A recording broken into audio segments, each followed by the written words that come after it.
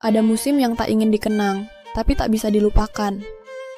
Di sanalah luka dan harapan bertabrakan dalam seragam biru hitam musim itu, musim yang penuh nyaris, penuh hampir, penuh air mata yang tak pernah jatuh tapi terasa menggantung. Musim itu milik Inter Milan saat mereka menjadi juara tanpa mahkota, raja tanpa istana. Mereka berdiri di podium, tapi tidak di puncak. Mereka mendekap final, tapi tidak mencium piala.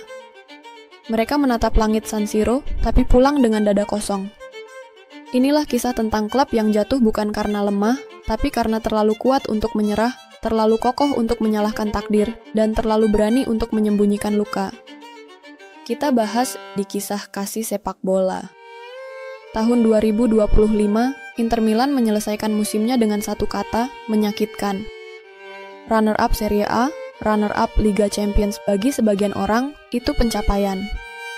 Bagi Interista, itu pengingat bahwa sejauh apapun berlari, jika garis finishnya bukan milikmu, maka semuanya terasa hampa. Tapi sepak bola tidak menunggu air mata mengering. Ia terus berjalan, dan setiap luka harus menjadi pelajaran. Setiap kekalahan harus menjadi bahan bakar. Dan kini, Inter Milan berdiri di persimpangan, antara bangkit atau terbenam. Karena di antara kekecewaan dan kekaguman, ada sebuah titik balik yang sedang menunggu.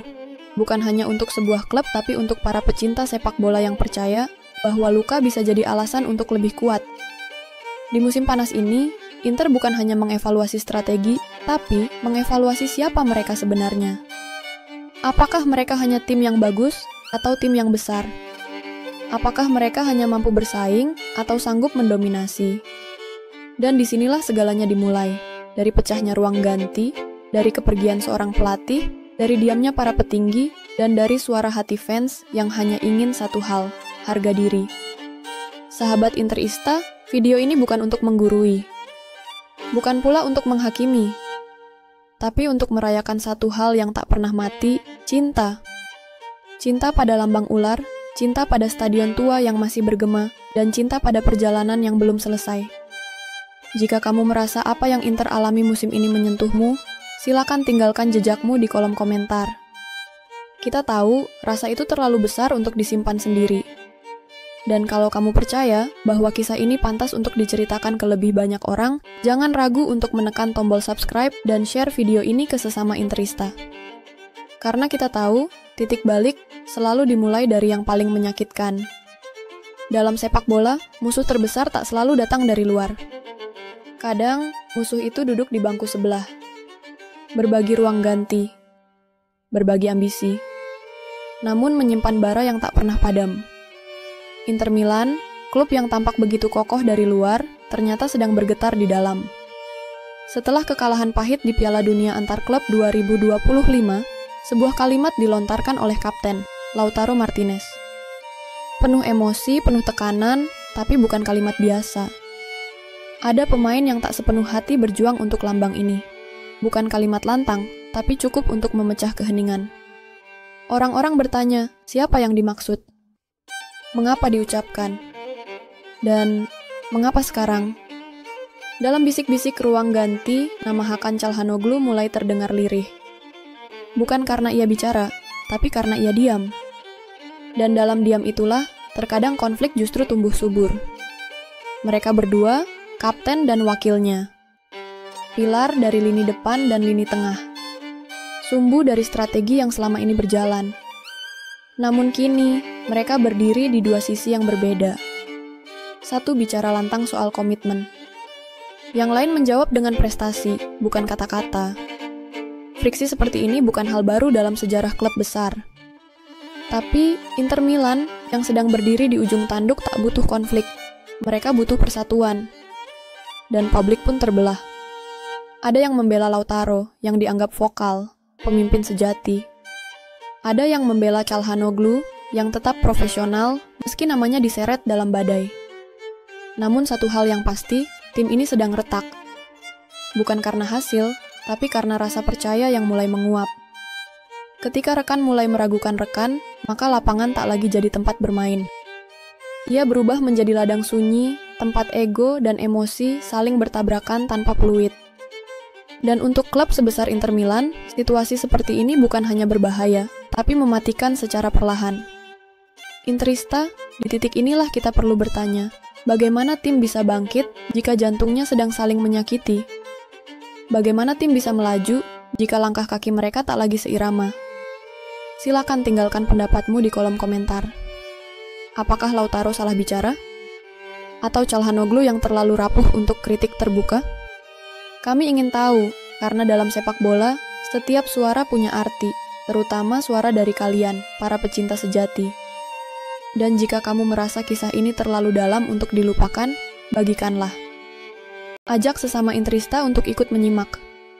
Karena di balik luka ini, mungkin kita akan menemukan cahaya baru yang belum pernah kita lihat. Musim belum benar-benar dimulai. Tapi Inter Milan sudah kehilangan sesuatu yang lebih penting dari gelar, lebih mahal dari pemain. Mereka kehilangan nahoda. Simone Inzaghi, pelatih yang membawa Inter melaju tanpa kenal lelah, yang memahat strategi seperti seorang seniman yang menjinakkan badai Serie A dan memimpin pasukan biru hitam ke final Liga Champions, memilih jalan sunyi ke Timur Tengah. Ke tempat yang penuh gemerlap, tapi sunyi akan sejarah. Bukan pensiun. Bukan pengasingan. Hanya sebuah keputusan. Sebuah kontrak berdurasi panjang dengan nilai yang tak bisa ditolak. Arab Saudi, tanah baru bagi banyak legenda yang terluka oleh usia atau dibutakan oleh angka. Dan Inzaghi ikut hanyut di dalamnya. Apakah ini tentang uang? Mungkin. Apakah ini soal kejenuhan? Bisa jadi. Tapi bagi Interista yang melihatnya berteriak dari pinggir lapangan, menggenggam wajahnya saat nyaris menang, dan memeluk pemainnya setelah kalah, kepergian ini terasa seperti pengkhianatan diam-diam. Lalu, seperti kilat di siang buta, nama Christian Cifu muncul sebagai pengganti. Bukan karena CV-nya mengkilap, bukan karena ia pernah melatih tim besar, tapi karena ia pernah mencintai Inter Milan sebagai pemain. Mantan defender, mantan juara, mantan prajurit yang kini diminta menjadi jenderal. Dan Inter memilihnya, bukan karena pengalaman, tapi karena kenangan. Karena kadang, yang kita butuhkan bukan pelatih hebat, tapi seseorang yang benar-benar tahu rasanya kalah dan menang bersama klub ini. Namun sepak bola tidak hidup dari romantisme. Ia hidup dari hasil, dari taktik, dari keputusan yang tepat, dalam waktu yang sempit. Dan publik pun mulai bertanya, apakah Cifu cukup siap? Apakah Inter sedang berjudi atas nama nostalgia? Atau inilah jalan yang harus dilalui, berliku tapi menuju kebangkitan sejati? Mereka pernah begitu dekat, seperti tangan yang hampir menggenggam piala, seperti lari maraton yang terhenti di garis terakhir, seperti doa yang hampir dikabulkan, namun hujan turun sebelum langit menjawab. Inter Milan, tim yang musim lalu nyaris menggenggam langit Serie A dan mencium mahkota Liga Champions, kini berdiri di persimpangan takdir. Bukan lagi soal siapa yang salah. Bukan lagi soal Lautaro atau Hakan.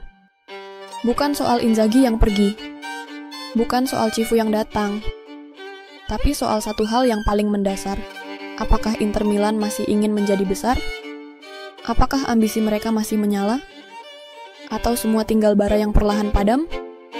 Karena di saat Napoli sibuk membangun kembali, AC Milan menunjukkan determinasi baru, dan Juventus mulai bangkit dari tidur panjangnya. Inter justru diam. Belum ada transfer besar. Belum ada gebrakan berarti. Belum ada sinyal bahwa mereka akan datang dengan wajah baru. Mereka hanya berjalan, tanpa banyak suara, tanpa banyak janji. Tapi justru dalam diam itu, kita bertanya, apakah badai ini sedang mereka redam, atau mereka sebenarnya sedang tenggelam? Christian Cifu akan diuji. Bukan hanya soal taktik, tapi soal menghidupkan kembali nyawa tim yang nyaris jadi legenda. Dan para Interista, kalian, kita semua harus siap menghadapi musim ini dengan harapan baru, tapi kaki tetap menjejak realita. Bersabarlah. Karena kadang yang tumbuh lambat adalah yang akarnya paling kuat. Dan mungkin ini bukan akhir sebuah era, tapi awal dari kisah yang berbeda.